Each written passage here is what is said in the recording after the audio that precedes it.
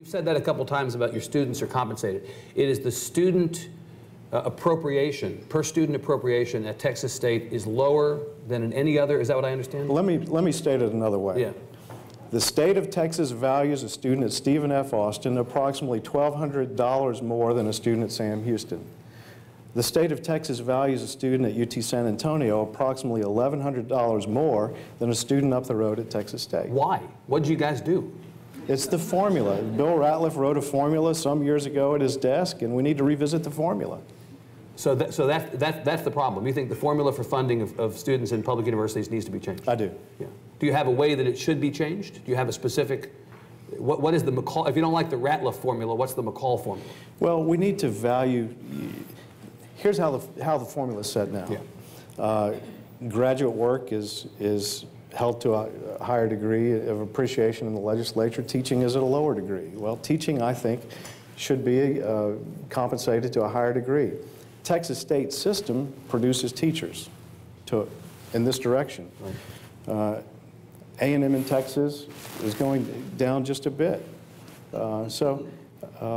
They're doing other things. Texas A&M in Texas is doing other things very, very well, and they're doing teaching very, very well. I'm not saying that they're not. It's just that we're increasingly more involved in teaching, yeah, and it's compensated to a lower degree. That's an example. Do you believe that the funding formula should tie back to outcomes? This, you know, has been a call by Representative Branch, chair of the Higher Ed Committee. I know because he's chair of the Higher Ed Committee, you can't publicly disagree with him, so I know what your answer is going to be. Well, he's been my friend since before either of us got in politics, yeah, so if I do, maybe he'll give me a bit of slack. But he is arguing for outcomes-based measurement of the performance of university systems, maybe in fact as it relates to funding. And you know, on the outcomes-based side, on the one hand, you all confer, I think it's of all the public universities, Texas State, for instance, is the fifth, I think, among public universities in conferring degrees. Right. And you've increased the number of degrees conferred in the last 10 years, yes, I think, by a very high 80% or more, I think, in the last 10 years. Right.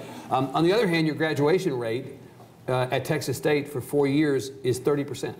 Which puts you, frankly, above most other institutions. So, relatively speaking, it's pretty strong, but it is only about 30%, according to the Higher Education Corps. Is that the kind of performance that you would want to drive your formula funding? Well, let me add something to what you said. Yeah. In our system, 71% of our students have jobs.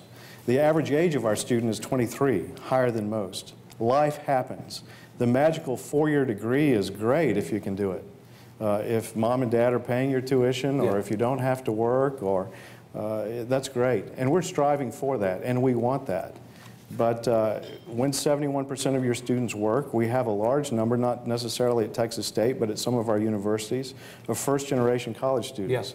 We want them through the pipeline, whether it's 4 years or 4.5 years or 5 years. Doesn't matter. If we admit them, we want to get them out. Right. It's transformative. You know, when you have a first-generation college student and you get them through the pipeline, they likely will marry a college graduate, their kids will be college graduates. It's important.